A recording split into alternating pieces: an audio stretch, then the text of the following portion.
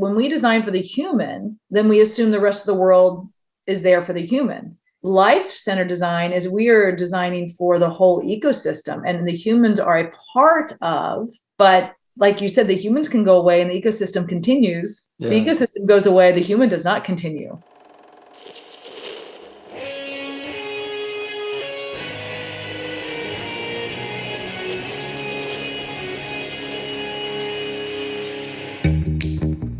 Welcome to Back to the Future podcast. My name is Victor Sadia, and I talk with brilliant minds and hearts of people who want to uproot and transform the current health and wellness paradigm.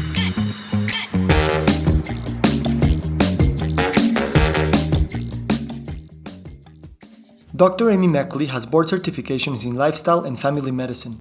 She founded IFC Direct Primary Care in Cincinnati to provide care, emphasizing prevention and the potential reversal of common diseases. She is the current president of the International Board of Lifestyle Medicine. In this episode, we delve into Amy's philosophy on primary care, emphasizing the importance of genuine human connection and trust in the doctor-patient relationship.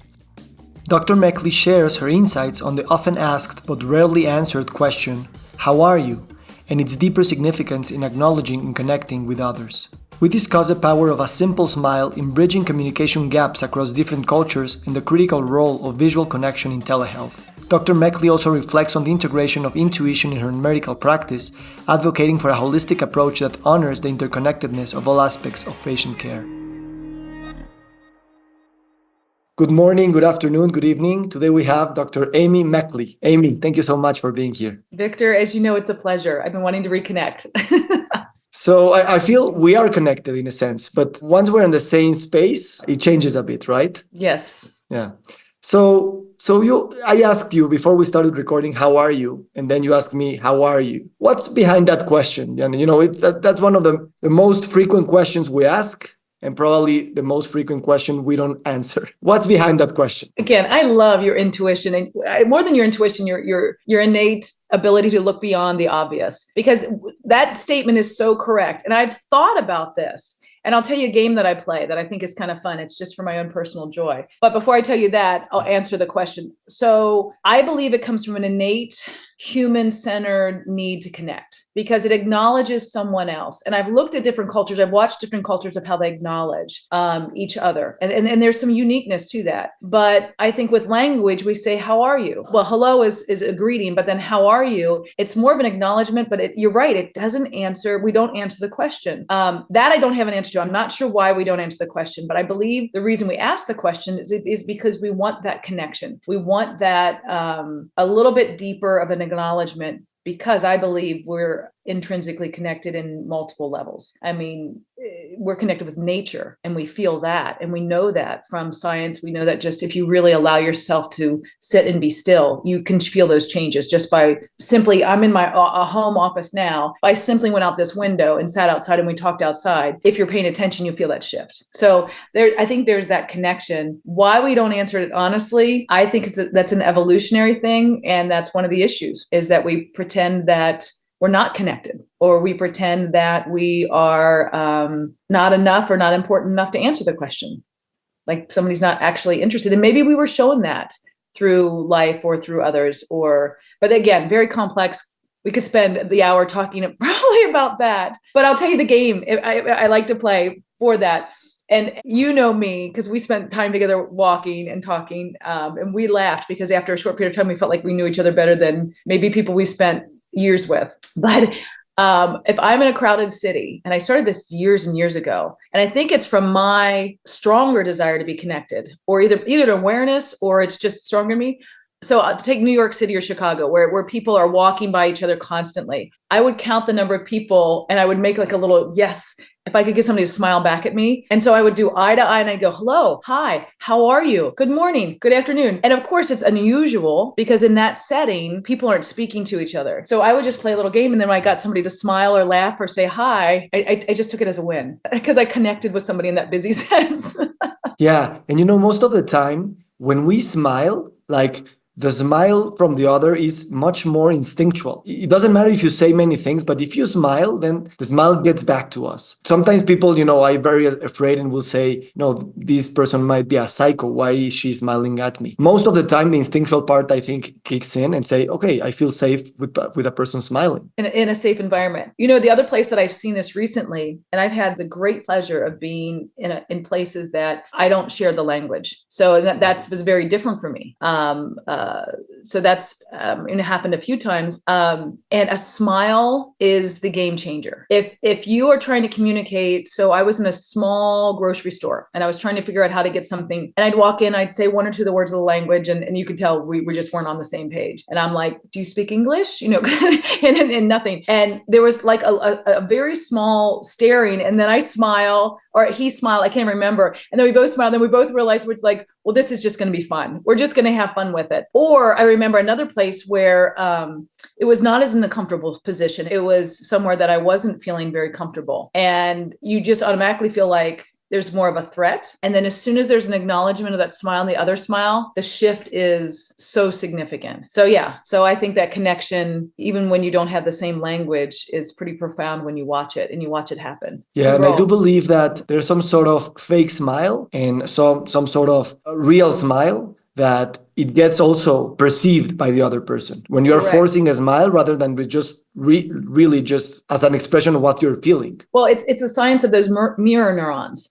I mean, the mirroring neurons is really interesting. And again, I love that we don't really have yet an agenda for this conversation, which is lovely. But I was just reading about the mirror neurons, and it dawned on me. So mirror neurons is that my body, it's a survival technique. Yeah, will innately mirror what I see in you. And I think there's lots of reasons for that. But think about COVID, think about what we went through with COVID, and if you're covering up those, I thought that was an interesting thought, along with all the other stressors that were going on and the separation that was going on. Even when we saw people, we couldn't see the large part of their face. So I bet our mirror neurons were just going nuts, like, hey, wait, I'm not getting this feedback. I'm not getting this. And I know I was like super expressive with my eyes, when you're wearing masks all the time, I'm just trying to acknowledge people. But I just, again, I think that is kind of interesting. Or if other cultures, when they wear garments, over some of their face, and I can't mirror them, I can't perceive them. Do I look at that person differently because I can't fully see their face? People wear hoodies maybe sometimes where some of it's even blocked. It just started me to think about that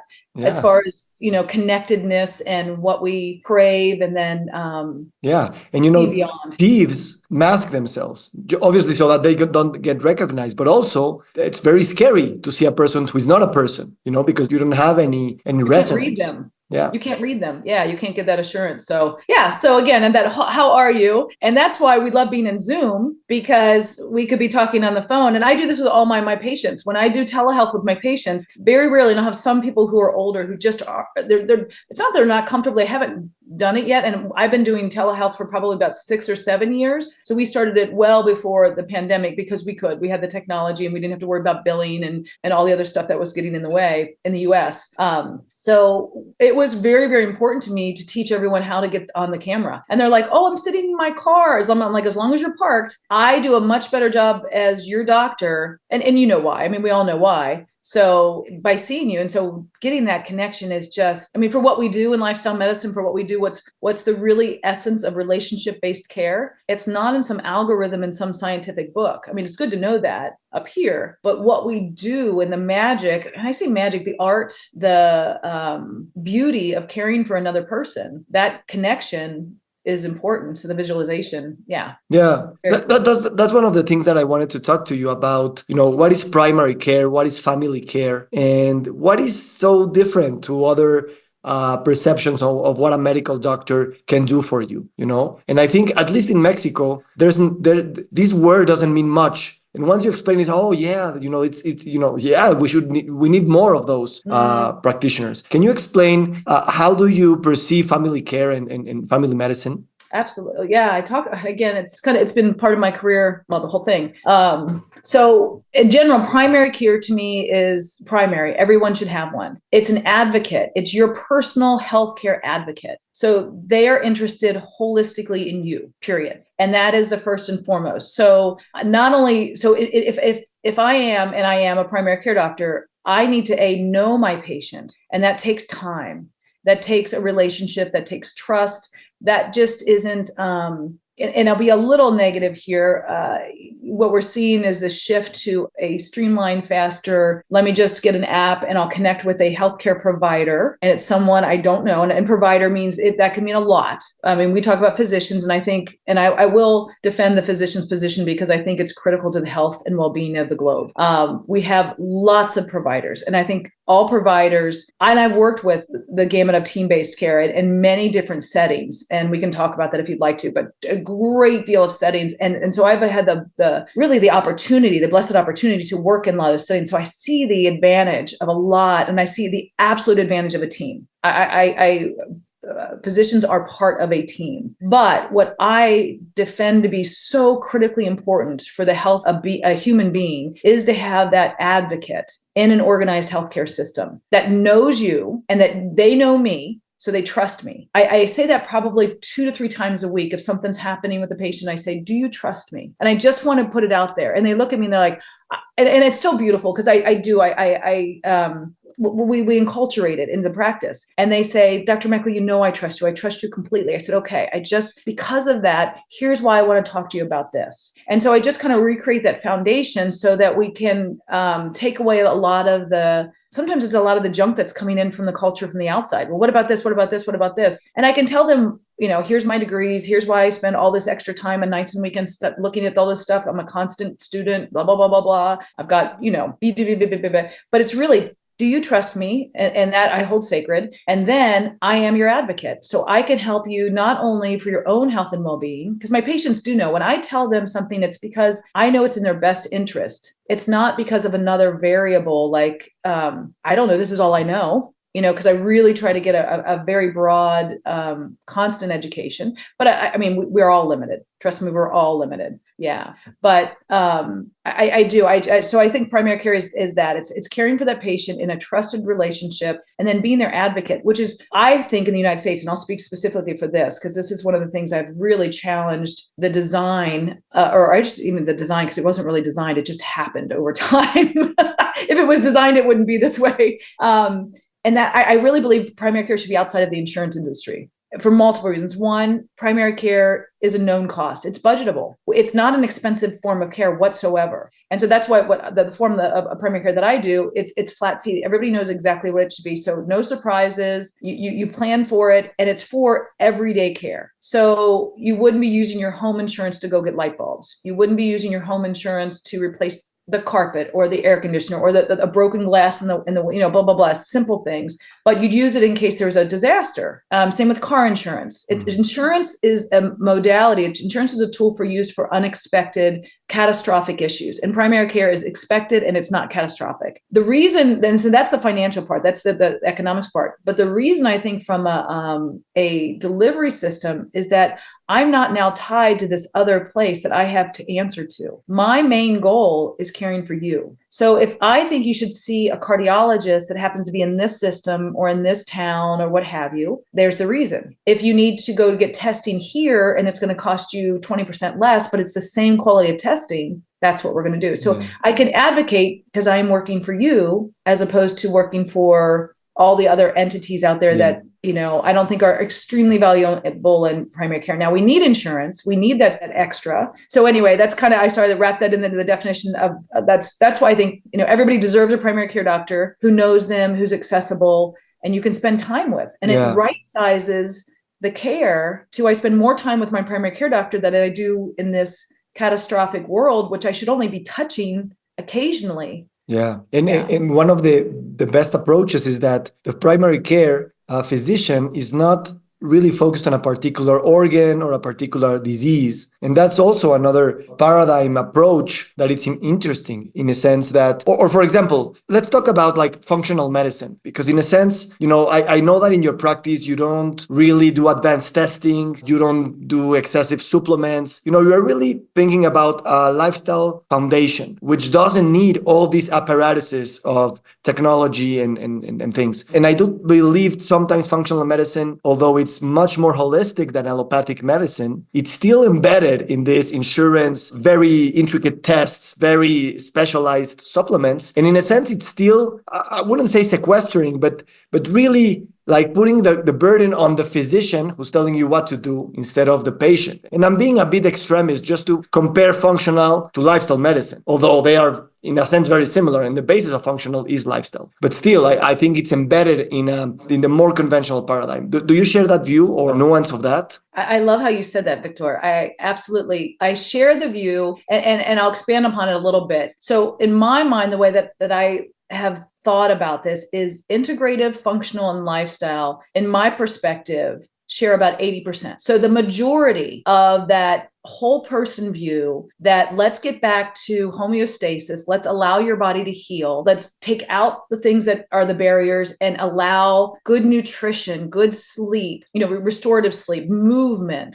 things that maybe we don't understand to be as important and critical, and they are. Like I had a patient said, I don't like water. And I was like, okay, we're just gonna have to get over that. It's like saying to me, you don't like air. There's certain things that's like, if they don't like exercise, we roll with resistance and we talk to them about it, So there's just these foundational pieces of health. And I think all of those paradigms share that. Now, about 20%, I think, of functional and 20% integrative, and this is just are a little bit more fragmented, would be a way that you said that, they're sequestered. They're more of, hey, you have to come to me to get this special stuff. And there's things that can make you healthy that maybe are not part of that foundational element. I think there is room and space for both functional and integrative. And I think I've known people and patients who have really had additional healing from those modalities. So, and I'm always having eyes wide open, because science, that's where science comes from. At first it's like, what? Oh, interesting. Let's prove it. Let's really look at it. Is it evidence-based? So lifestyle medicine tries to sit itself in the evidence-based realm, which I think is critical for a professional like myself, for somebody who, like what I talked about earlier, do you trust me? I then really need to trust the information that I am incorporating and the knowledge that I'm incorporating into my practice. So I feel that it's important for me in my position as a lifestyle medicine physician and intensivist to say, I can tell you all about this, or as much as I know about this, and here's why I believe it to be true, and here's how it was tested, and here's where I see it, and here's how it's replicable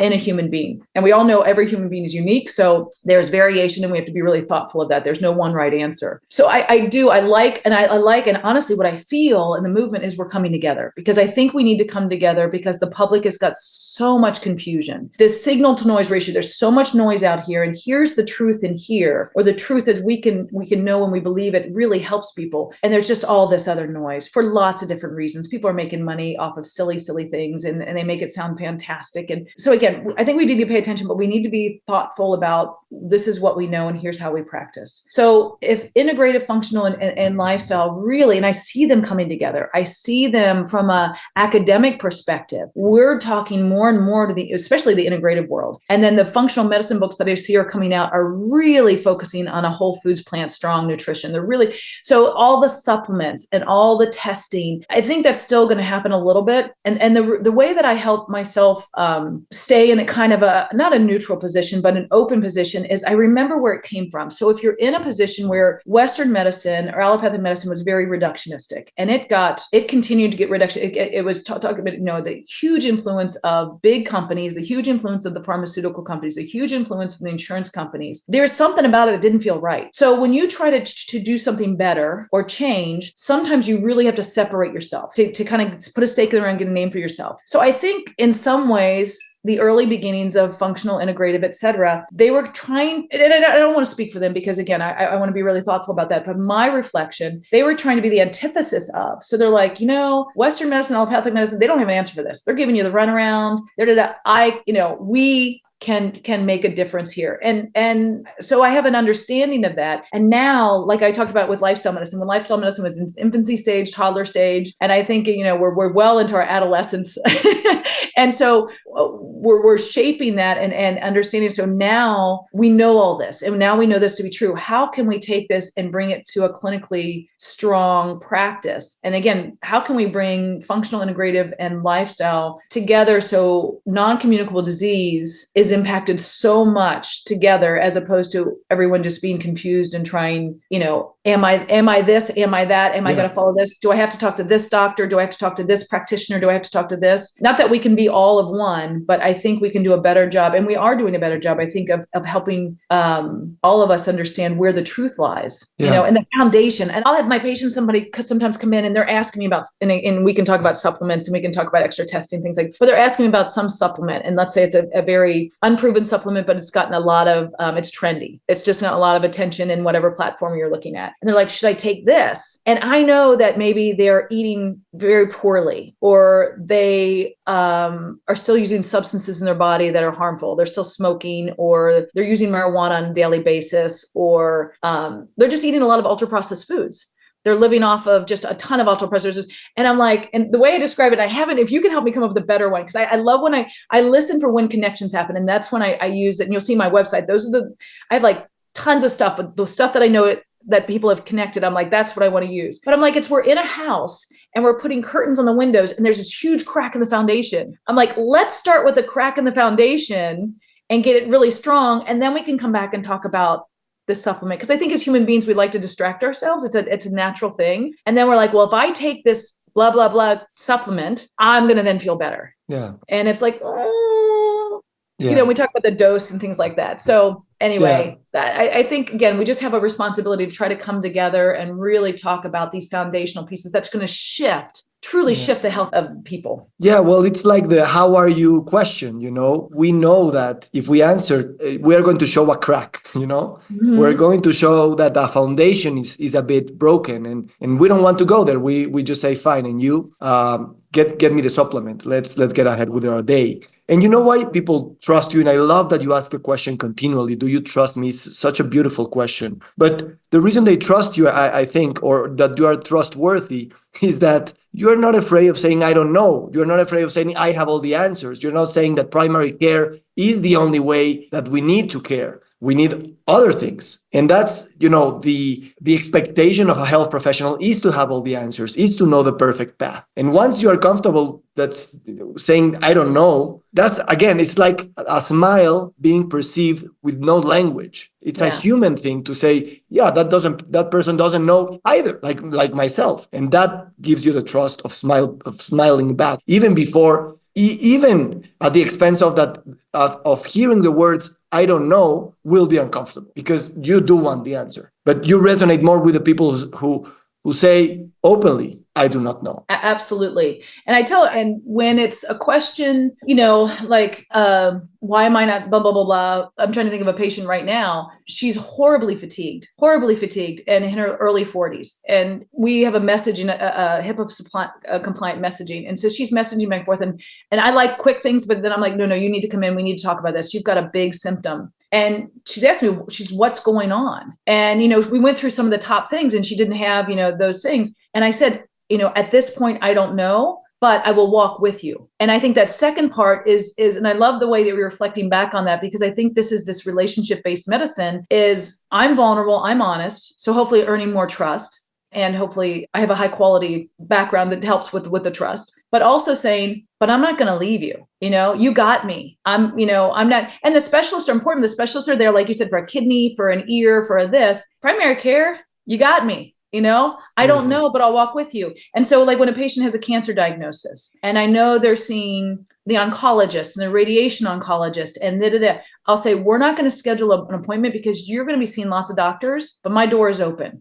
And there's no reason you have to, you don't have to have a reason for the appointment. So I'm walking with you. And then I pick up on, and this is, a little bit of, I think, the motivational interviewing in that, what's their why and what do they need? And some people, again, it's an individual care. They're like, thank you. And I might not hear from them, but I'll have messages that I'll be out and, hey, just thinking of you, da, da, da, da. And then some people, they're like, okay, I need to meet with you every week until I feel like I'm comfortable. I'm like, okay, and I'm not adding any scientific value to their cancer diagnosis. Right. But I'm not saying, oh, I think it should be, this chemotherapeutic agent is dosing at the wrong level. That is out of my scope, but it's care. And, scientifically, you can prove that just walking beside a person will make the chemo even more effective, because we know that we have the evidence. Yeah. So we were walking in the souk in Qatar a few months ago, and you were telling me a few stories of patients that you didn't know exactly how to move forward with them because they had some emotional thing, or I don't know, I don't remember exactly, but that you went with your intuition in going a bit off script of lifestyle medicine prescriptions, of medicine prescriptions, and you said, I think this person has something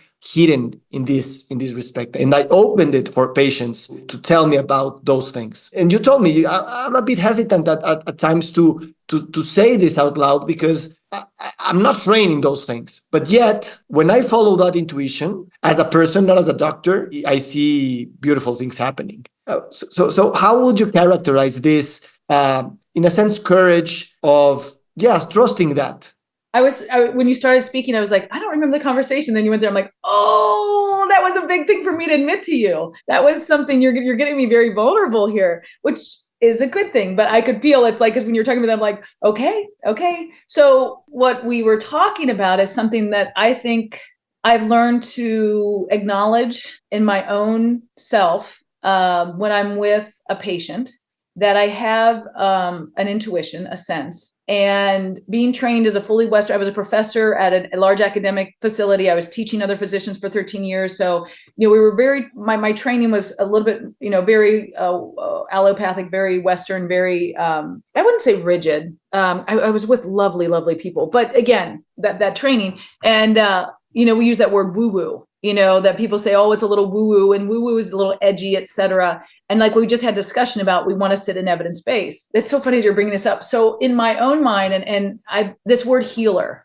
means a lot to me. And I've acknowledged that, and actually cultivated somewhat a wisdom. And we can talk about where I think it comes from, but I think it's deeply universal, and this connectedness with people. And I believe it's God. And I believe we can call God a very, very different names, but I do believe in the larger, whole encompassing, just this beautiful connection, this presence that I feel and I know in the world, and I know is well above the world and beyond, that I call God. And so I pray. I pray, and I don't mind speaking about my own prayer life or anything along those lines, but I'll pray before I see patients. And again, sometimes it's a quick, all right, here we go. Because my God is really a friend of mine so I don't have to be very formal.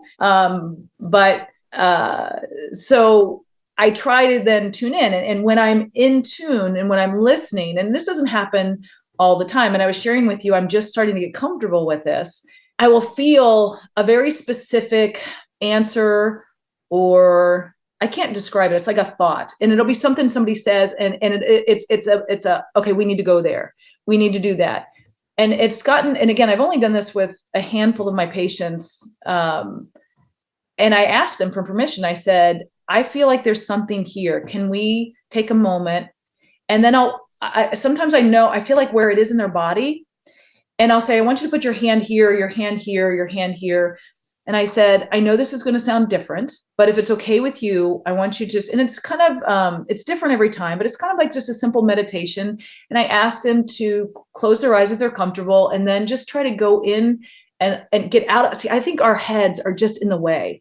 Our brains, I really believe, if you look back, our brains are there to protect us. So this whole idea of I'm feeling in a story. So like if you right now kind of look to the side and was like ignoring and I'd be like, oh, Victor has something better to do. Victor doesn't want to listen to me. Victor wasn't And I will tell myself a story within 2 seconds that may or may not have anything to do with the truth.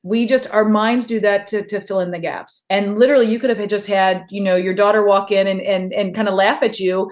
It was a beautiful time. And I've interpreted it as some other, Victor doesn't like me, or something. Yeah, that happens on me on stage all the time. Like you get a side of a person and you're just, this person is hating me. And right. He was just, thinking about what I'm saying on stage, whatever. Yeah. Right. And I always tell, when I explain to patients, I'll say, my nurse is Rachel, and my Rachel is wonderful. And I'll say, Rachel and I walk past each other in the hallway, and she's got a funny look on her face. And I'm like, oh, she's still upset because I didn't do this. Geez, oh, Pete. And by the time I get to my room, I know that she's blah, blah, blah, blah. And I was to make my patient laugh, I'm like, she could have had gas.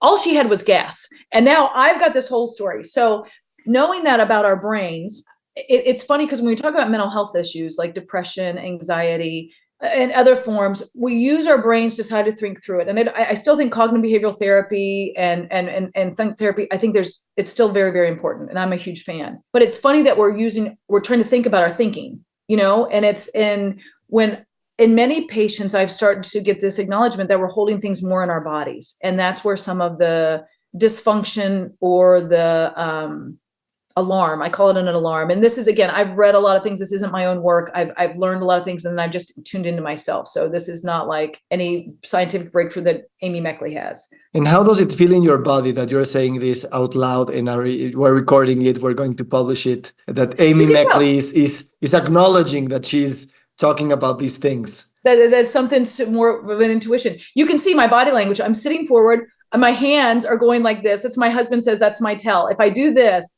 that means there's something really going on. And I was like, what are you talking about? He pointed that out to me about 10 years ago. So you can see it's reaching a place of vulnerability. And I'm pausing, I can feel this right here in my diaphragm is tightening a little bit, taking a deeper breath, because I think it is that, how was I taught? What was I rewarded for in life? How am I looked at? And when you have the courage to go beyond that and just be authentic and say, I'm using all of these gifts wherever and however they came from by the grace of God or by the grace of, and putting them forth in a way that I think is beneficial to whom? Me, them, everyone, hopefully. But in that perspective, then it gives you the courage to say, okay. But Victor, I'll tell you what's given me even more feedback or more courage is I watch the response of my patients, because I'm not doing this. I'm not making any money. I mean, I'm already doing what I'm doing. So I'm not doing it. There's no other motivation other than this strong feeling of healing. And then when I just try to explain to them, and not very eloquently, because I'm not, but I just say, I want us to just drop down, and I want you to because you'll hear your mind talk, because we'll resist. My mind will be like, what is she doing? How am I doing this? What is she telling me to do? You try to, we take some breaths and we get a little bit calmer. And then I have the patients go down in their bodies. And I don't know how, I don't know why, but I'll say, I want you to put your hand here. This is where and I feel it in my body for them. I said, I'm feeling something like, and there's many times it's, it's your heart, your chest. If you think about the way we're wired and the vagus nerve and the plexuses. So there's plexuses where the nerves come together and they form these networks, and then they go back out. We have multiple ones, and they kind of represent where the chakras are, interestingly enough. But I just I geeked out and went to this lecture from I want to remember his name, because I think he's done the coolest thing. He's a human anatomist, and he does dissections, and he did a dissection of the nervous system. It's called the Nerve Tour. If he's all over the United States. I think he's going international as well. But he recorded what he did with his dissection, and it was just a beautiful representation of the nerves. And so again, now I have a visualization, because I'm a visual learner, of this plexus that's around the heart, and the efferent and the afferent nerves that are coming in. And we used to think, the nerve, like the circulation system, is just an outgoing thing. It is out in, and it doesn't all go back up to the brain. It communicates here and sends things back out.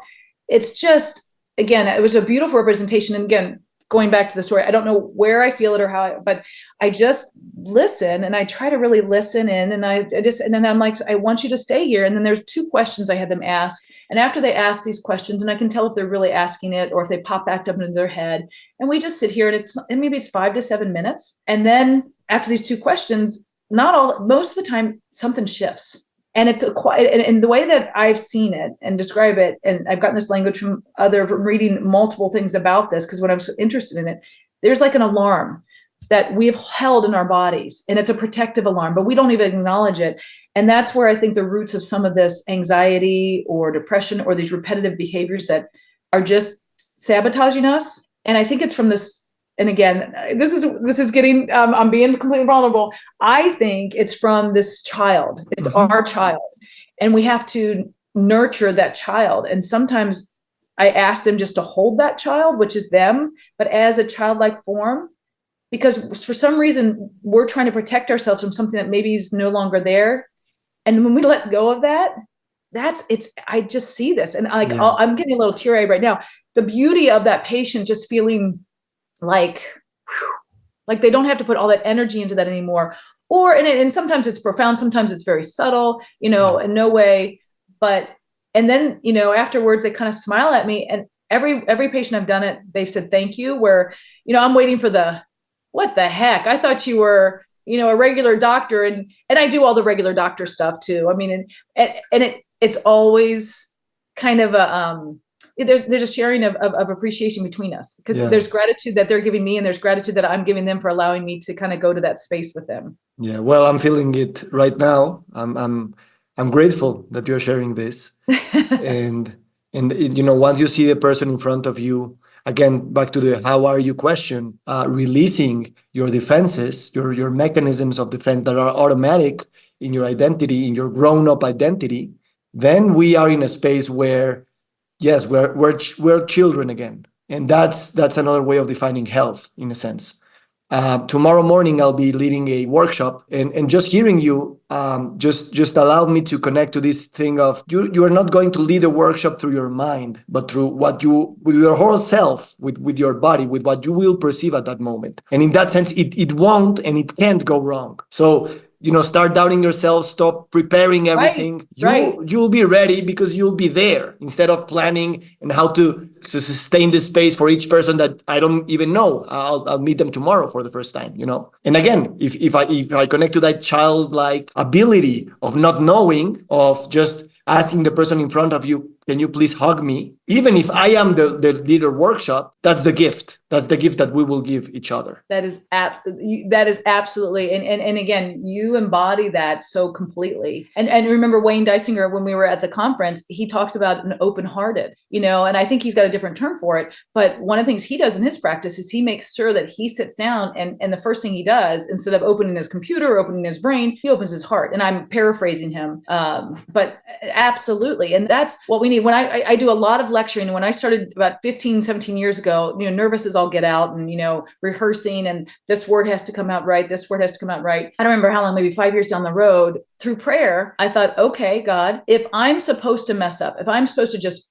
trip over my words, my slides don't work, blah, blah, blah, blah. And that's supposed to what's supposed to happen, because there's someone there that needs that, so be it, because all I'm supposed to do is show up. It took my, that whole, I'm the one with the answers, I'm the one who, and just, Victor, as you have explained, your presence there, and presence, so being there and belonging with that group is the greatest part of that workshop. Yeah, I believe that you and I are in similar stages of life where we want to trust more. We're very intellectual, and we are very rational and mental, in a sense. And we are sensing this wisdom that goes beyond what we have named in science and with Western languages. And I do believe that leaning in and sharing it will be a beautiful thing for us.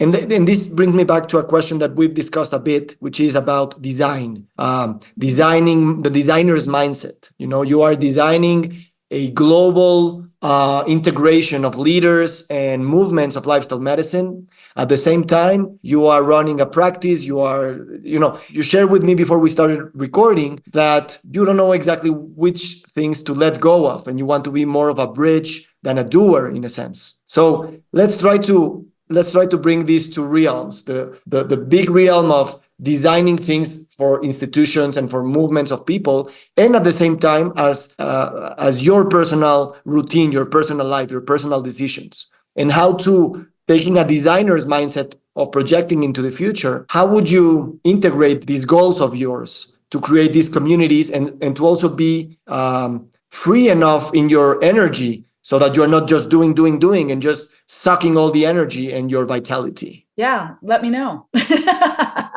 No, that's what we were talking about, because that is, one thing I struggle with is keeping balance and keeping my resources, my bandwidth of where I need to go, because there's a lot of beautiful opportunities in so many things that I've been doing. And there's been a convergence in my own personal career. I always, and I think it's a beautiful tapestry. And if you stand back, you're like, oh, that's why I had to go do that for 4 years, or that's why this came into my life and I wasn't ready for it. And now it comes in. So again, I think there's a wisdom that comes with time.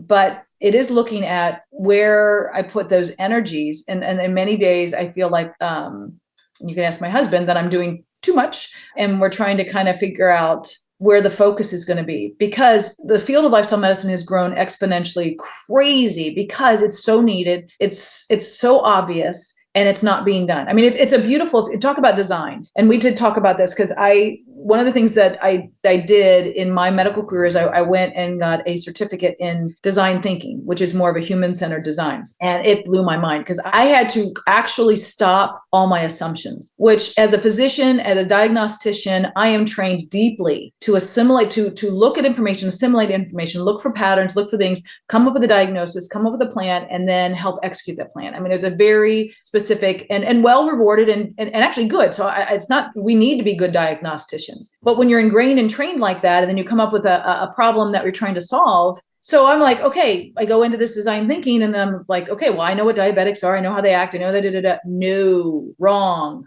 And it is. I was like, but it was one of the best things I think that I did to prepare me for this next phase of my career, which I had no idea where it was going. I never planned that, but to become a designer, a thinker, I've always had a little bit of a visionary, but I've had a practical sense. Like I can't stand going to committee meetings just to go to committee meetings. I'm like, but I love talking and interacting with people that think differently than me or can do the yes and add on and build and poke and pull and trust. And, I really enjoy that kind of work. So when I did that design thinking, it was so difficult, but it was critical because I stopped bringing the same thoughts and started designing for the person. And then again, that's that human-centered design. It wasn't like, here's something really cool, use it. It was, what is this person doing? What do they need? And really know them first. And you might not even come up with an answer, but you'll be a better informed designer, so to speak. And then you challenged me when we were in Qatar and you said, Amy, I love that, but what about life-centered design? And I said, tell me more about that. And it was this greater sense of an ecosystem. Like when we design for the human, then we assume the rest of the world is there for the human. Life-centered design is we are designing for the whole ecosystem and the humans are a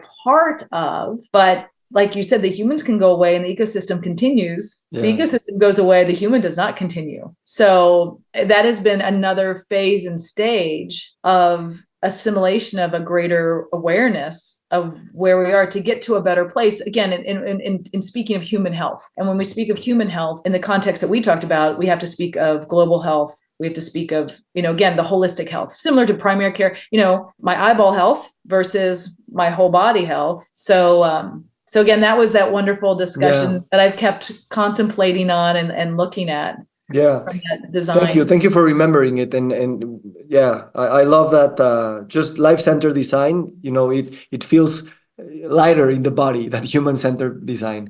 But let's go back to this idea of yours of becoming more of a bridge than a doer, because I do believe there's powerful insights in thinking about that idea. So what's a bridge for you, and why are you inclined to call yourself a bridge? Well, I think my natural instinct is a doer. I see a problem. I call it blessed unrest. There's just a blessed unrest, and most of us have it. We see a problem, we see something, we're not going to let it go. We're going to say, okay, something needs to be done. We need to do something about it. And it could be a leaky pipe. It could be, homelessness. It could be something that we, in our humanness, say, this isn't right. And for me, it was healthcare. And for me, it was the healthcare system and, many aspects of that. So you start to lean in because you're like, there's just, I'm busy enough, but oh no, there's got to be something here. In that blessed unrest, in that doer, then I would feel like, and again, I don't want to get too complicated. Like, I don't want to burden anyone else with this. I'll just do it. And I was more of a doer.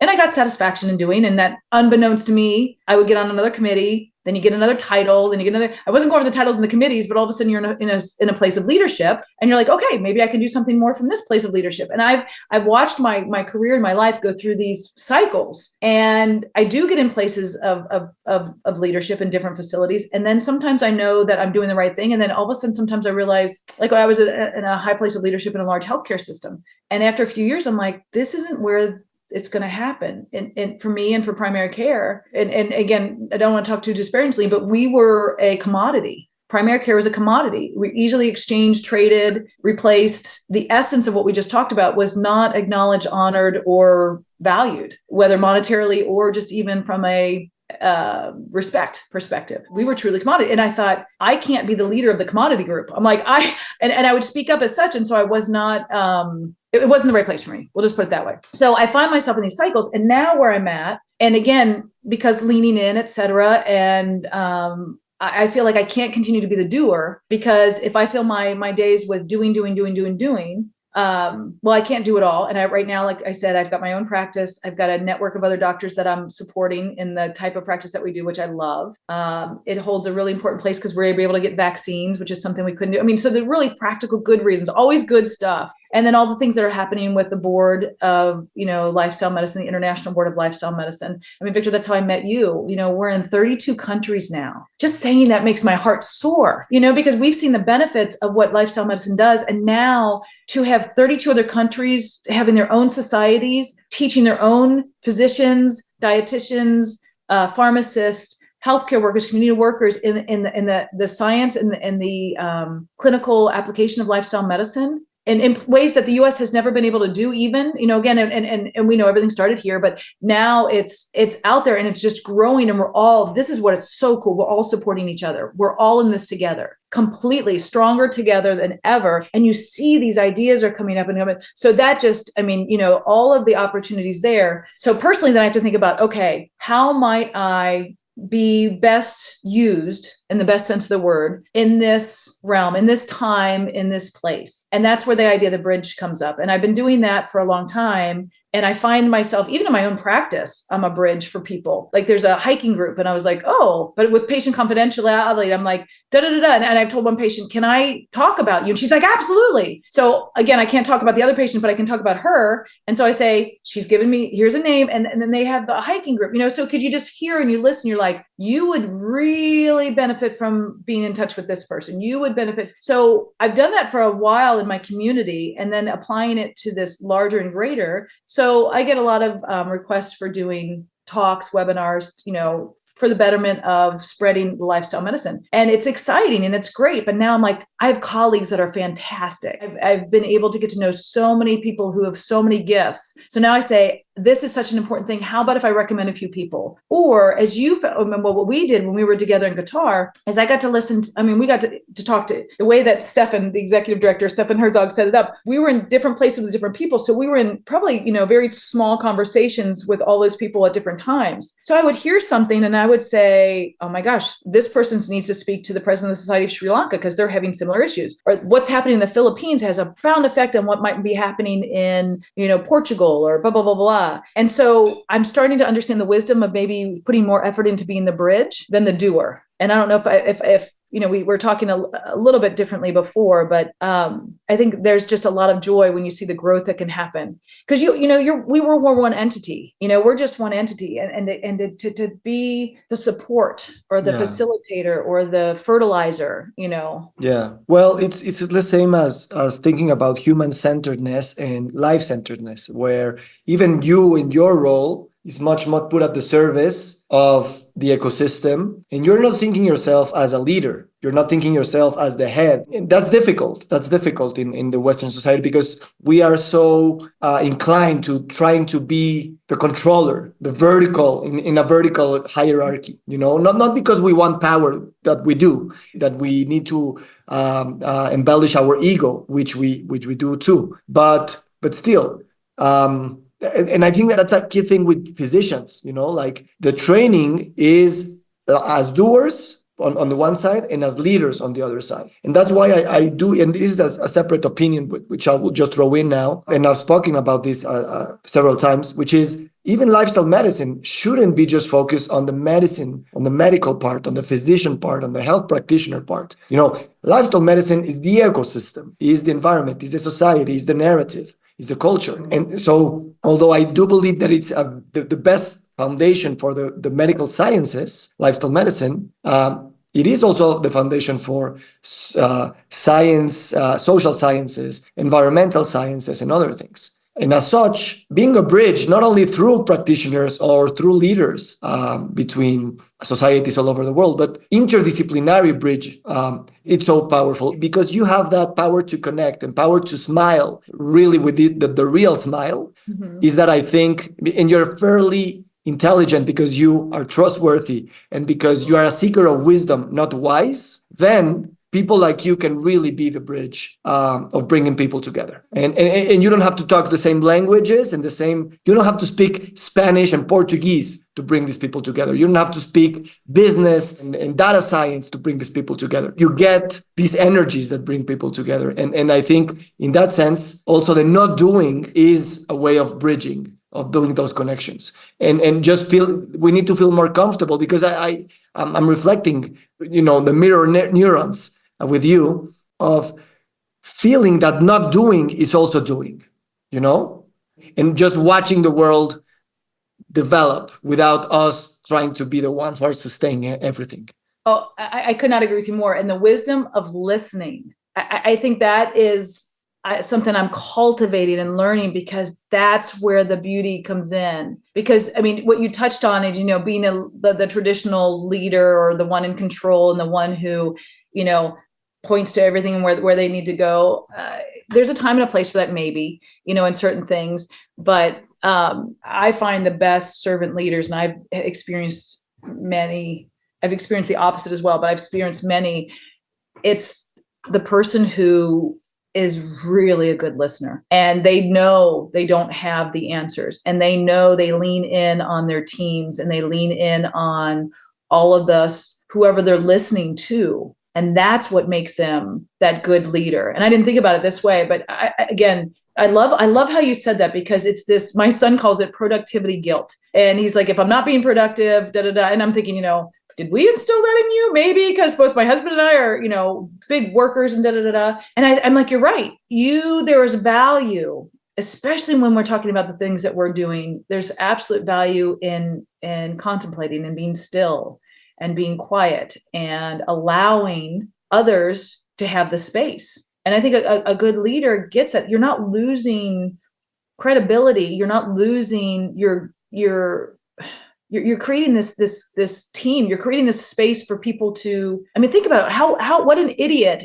what a silly person if we're together and we don't listen. I'm trying to think of, anyway, there's a particular person that we were together with, because I keep coming back to our trip, and I had made some assumptions about her country. And when we sat and listened, I was like, I had no idea that they were going through, some of the civil turmoil, and that the simple answers that sometimes we give for, here's how you can help facilitate your society. Here's the things that you can do to help grow it, or to spread the word, and, blah, blah, blah, blah.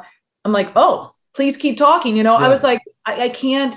So again, it's that design mindset. You have to understand. It's Stephen Covey. I love the Stephen Covey principles. Seek to understand first, always. Yeah. And then communicate well. And I think, one of the challenges for us, and because we are about to end up the conversation, is what you just said, and feel that confidence in the body, so that we know that this is, because if not, our same pattern of speaking will repeat itself. We have to, and now you've talked about the most difficult thing you've ever done was to go into a silent retreat, and there's some power there. So yeah, let's just end up in silence here, and allow for the silence to be the eloquent here, to be the eloquence.